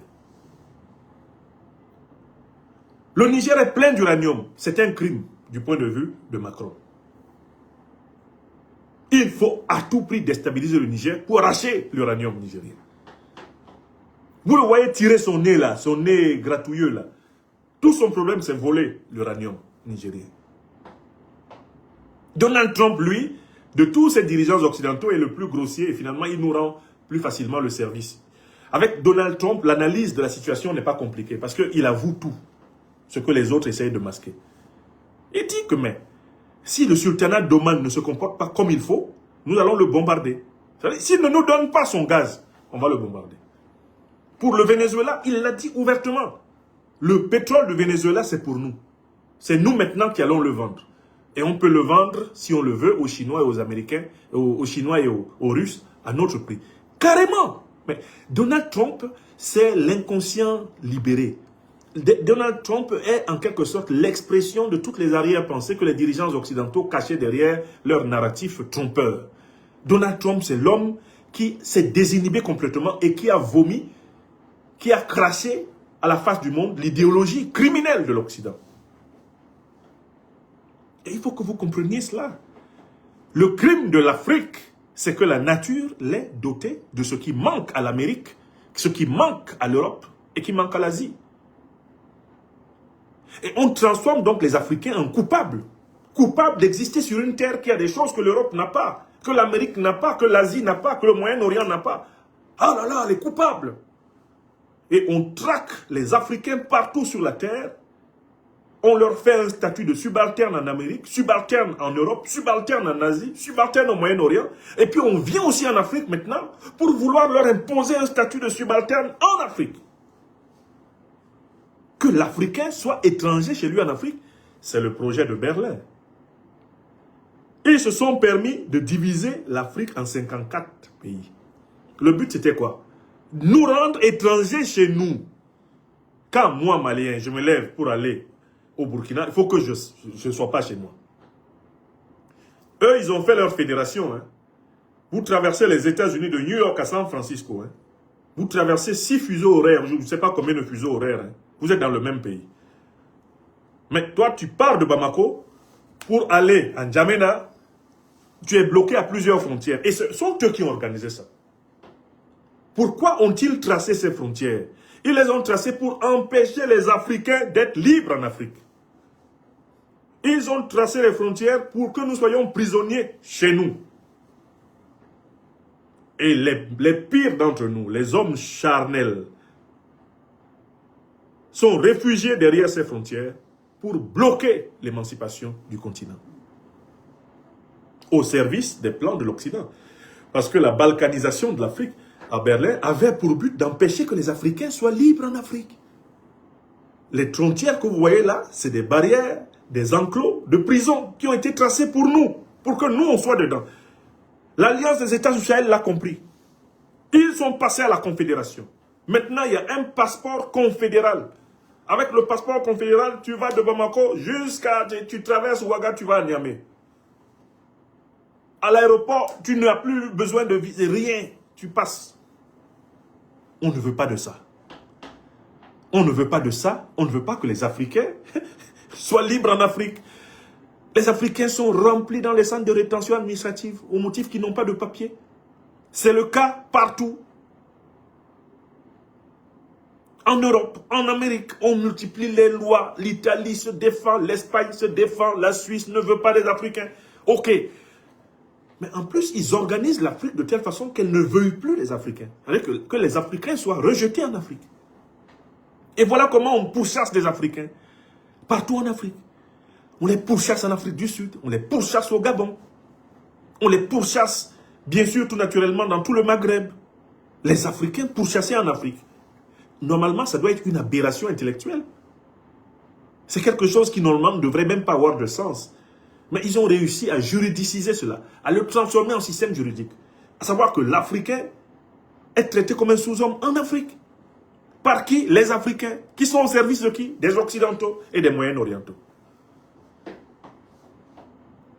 Rendez-vous compte que le FMI et la Banque mondiale vont même jusqu'à se mêler des politiques migratoires africaines. De dire aux Africains qui doit mettre la carte de séjour où, contre qui, quels sont les flux migratoires qui doivent être gérés. Ils conditionnalisent leur crédit à ça. La gestion de notre population. Ils font des programmes de vaccination qui sont des programmes de contrôle indirect de la croissance de notre population. Avec la complicité de nos ennemis intérieurs, les hommes matérialistes charnels africains. Alors, je conclus la deuxième partie de cette conférence. La situation de l'Afrique dans le monde, c'est d'être le continent le plus riche, et donc par conséquent le continent le plus convoité, d'être le continent le plus gâté par Dieu Tout-Puissant, par la nature suprême, mais par conséquent d'être le continent le plus attaqué. L'Afrique, c'est Abel, attaqué par Caïn, l'Occident, le Moyen-Orient. L'Afrique, c'est Seth attaqué, c'est Osiris attaqué par Seth. Retenez ces images. Et n'oubliez pas que je vous ai dit, l'Occident souffre du complexe de Caïn, que je peux encore appeler, en me référant cette fois-ci à la mythologie purement africaine, le complexe de Seth. La jalousie. L'Occident est jaloux de l'Afrique. Parce que l'Occident, normalement, a faim, puisqu'il n'a rien. Et au lieu de demander poliment, il arrache. Depuis 600 ans. Et il ne veut pas négocier, il veut arracher. Pour les prochaines années encore. Donc, le terrorisme auquel nous avons affaire aujourd'hui en Afrique n'est pas un terrorisme nouveau. Il date notamment de la traite négrière, de la colonisation. La néocolonisation, l'impérialisme et le terrorisme qui se développent aujourd'hui sont une continuité du projet de déposséder les Africains de l'Afrique. L'Afrique sans les Africains. Alors, la question à l'origine de cette émission était la suivante. La question originelle de cette conférence était la suivante. Pourquoi y a-t-il afflux de terroristes en Afrique? Parce que certains pays africains, notamment comme ceux de l'Alliance des États du Sahel, ayant décidé de fermer le robinet du pillage des matières premières de leur territoire, les économies occidentales sont au rouge. C'est notamment le cas de l'économie française. L'économie française, depuis pratiquement 600 ans, a été bâtie sur le pillage de l'Afrique. Dès lors que certains pays africains, et des plus importants, comme le Mali, le Burkina Faso et le Niger, ferment les robinets, la France entre en crise économique profonde. Pourquoi? Parce qu'elle n'a plus la possibilité de s'approprier des matières premières gratuites pour faire fonctionner son industrie. Voilà pourquoi les petites et moyennes entreprises ferment en cascade en France. Voilà pourquoi l'industrie française plonge, parce qu'elle n'est plus approvisionnée. Voilà pourquoi la France connaît ses premiers délestages électriques. Voilà pourquoi la France a maintenant un déficit budgétaire de plus de 3500 milliards d'euros, dont elle ne sait même pas où trouver les moyens pour le boucher. Quand M. Macron vient se moquer des Africains, à Nairobi, en prétendant que la France va mettre 23 milliards d'euros à leur disposition pour les développer, il essaye de cacher le fait que la France est en train de se sous-développer. La France est en déclin. La France est en dégringolade. La misère, la dèche est en train de ramper à Paris. Donc, je reformule la réponse à la question. Pourquoi y a-t-il afflux de terroristes? Il y a afflux de terroristes parce que, comme certains pays africains éveillés ont décidé de mettre fin au pillage de l'Afrique, le manque à gagner en Occident en général, et même au Moyen-Orient, devient de plus en plus important. L'Occident entre donc dans une crise, parce que son modèle de prédation est remis en cause. Face à cette crise, l'Occident a décidé de se donner les moyens de nous livrer une grande guerre. Celle que le président Abdourahmane Tiani a appelée l'hiver noir. Celle dont le président Assimi Goïta a parlé aujourd'hui même, en disant les différents terrorismes qui nous sont infligés et en montrant que ces terrorismes sont interconnectés. Celle dont nous avait parlé le général, le président Abdourahmane Tiani, lorsqu'il indiquait qu'on utilisait un faux islam en réalité pour une recolonisation, ayant pour but de s'approprier nos matières premières. Africaines, Africains qui écoutaient cette conférence, Européennes, Européens, qui que vous soyez qui écoutez cette conférence, vous avez bien compris d'où vient l'augmentation du personnel terroriste. Pourquoi la France multiplie les recrutements, la formation, l'encadrement de terroristes pour attaquer l'Afrique. Vous avez compris. Vous avez compris pourquoi l'Ukraine, qui est un sous-fifre de l'OTAN, multiplie des envois de terroristes en Afrique. Vous avez compris que tout cela se fait sous la bienveillance des États-Unis d'Amérique, qui couvrent toutes ces opérations d'invasion, qui voient parfaitement dans leurs satellites comment Paris, l'Ukraine, forment les groupes du JNIM, les groupes du FLA, comment les équipes occidentales infiltrent le territoire africain de groupes chargés de la déstabiliser, cette Afrique. Il faut que ce soit clair pour vous. Et je vous demande de l'expliquer aussi clairement à la maison, à vos enfants. De l'expliquer à vos conjoints. De l'expliquer à vos voisins. De l'expliquer à vos concitoyens. De l'expliquer à vos collègues. Africaines, Africains, où que vous soyez dans le monde, soyez les ambassadeurs de ce message. L'Afrique est consciente qu'elle n'est pas victime d'une guerre religieuse.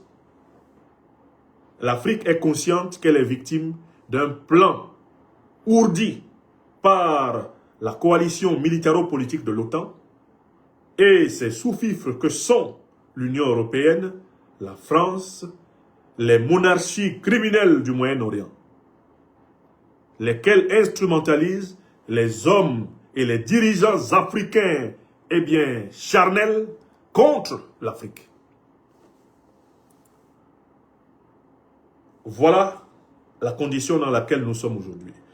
Par conséquent, l'Afrique doit se refonder sur une vision spiritualiste de l'homme. Nous devons remettre la vision spiritualiste traditionnelle africaine au cœur de l'éducation des enfants en Afrique. De la maternelle à l'université, nous devons restituer aux enfants la conscience de l'humilité de l'homme et de la grandeur de Dieu. Ça doit être l'axe d'orientation de l'éducation africaine. Sortir les générations du règne de la quantité. Les amener vers le règne de la transcendance, de la dignité, de la souveraineté, de la vérité, de la justice, de la solidarité. Le règne des valeurs universelles de l'esprit. Voilà le devoir d'abord de civilisation qui nous incombe. 1. Le 2. Nous devons défendre la terre africaine.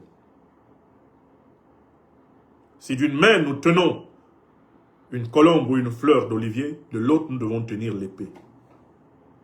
Nous n'avons pas le choix.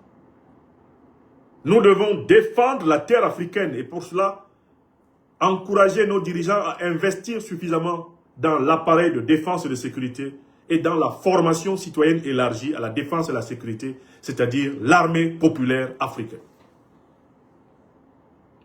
Il faut que les Africaines et les Africains sachent que l'un des devoirs d'hommes ou de femmes sur la terre africaine, c'est de savoir se défendre. Nous avons été suffisamment naïfs et négligents. Nous nous sommes fait surprendre par la traite négrière, surprendre par la colonisation, surprendre par la néocolonisation. Nous n'allons pas nous faire surprendre par l'impérial terrorisme.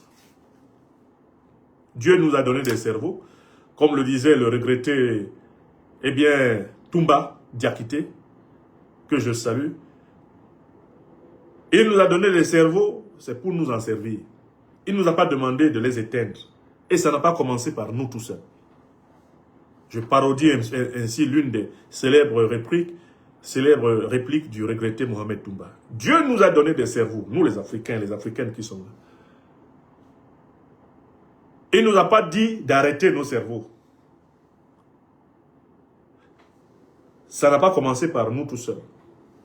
Nous devons utiliser nos cerveaux pour faire que ce qui nous est arrivé avant, ce qui est arrivé à nos parents ne nous arrive pas et n'arrive pas à nos enfants. C'est à cela que sert le cerveau. C'est à cela que sert l'esprit. L'esprit qui doit dominer la matière.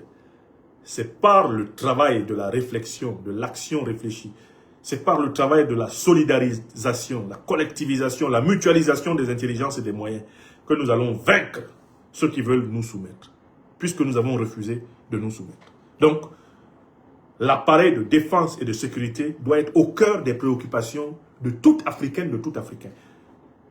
Nous devons contribuer activement à la défense et à la sécurité du territoire africain. Chacun à son niveau et en fonction de ses compétences. Ça, c'est la deuxième conséquence que je tire. Et il y a une troisième conséquence. Il y a une troisième conséquence qui, à mon avis, s'impose. La troisième conséquence qui s'impose, c'est que nous devons essentiellement rechercher des alliances du monde multipolaire, c'est-à-dire des alliances avec des puissances qui ne veulent pas nous soumettre, qui ne nous ont jamais soumis. L'histoire est là pour nous dire quelle puissance ne nous a pas colonisés, quelle puissance ne nous a pas soumis, quelle puissance n'a pas cherché à nous imposer sa langue. Nous les connaissons.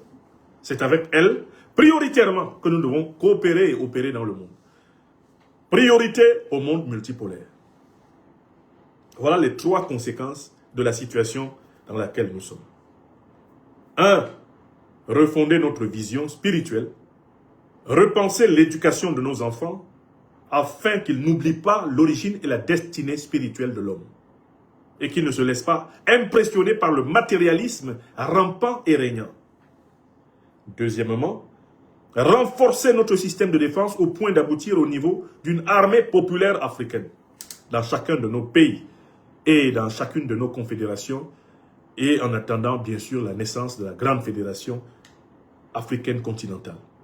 Troisième niveau, privilégier les alliances avec les puissances qui ne nous aliènent pas.